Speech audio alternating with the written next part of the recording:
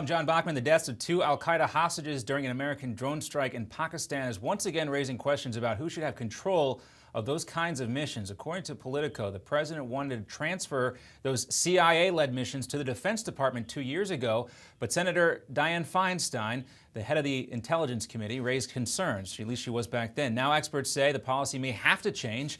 American Warren Weinstein and Italian Giovanni Laporto were killed in an attack back in January. The president, of course, apologized yesterday. Hillary Clinton's team is going on the offense after a string of stories questioning donations to her family's foundation while she was the Secretary of State. The New York Times says a Russian company created or donated millions of dollars to the Clinton Foundation while it was doing a uranium deal that needed State Department approval. But the Clinton camp says she was not personally involved in that decision to sign off on the sale of those uranium mines. They're also calling the upcoming book titled Clinton Cash a smear project.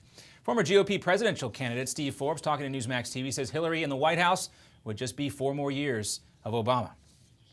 I think she truly believes what the current incumbent President Obama believes.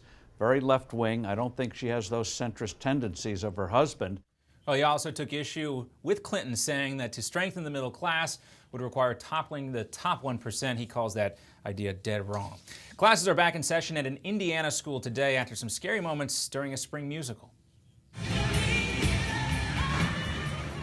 That is not a special effect there. That was a stage collapsing. 17 kids were hurt when that stage did collapse over the orchestra pit. Most of the injuries at Westfield High School were minor. The way that I got out was there was a girl who hurt her foot, and I carried her out. And there were functioning stairs on the side, so we carried people up the stairs.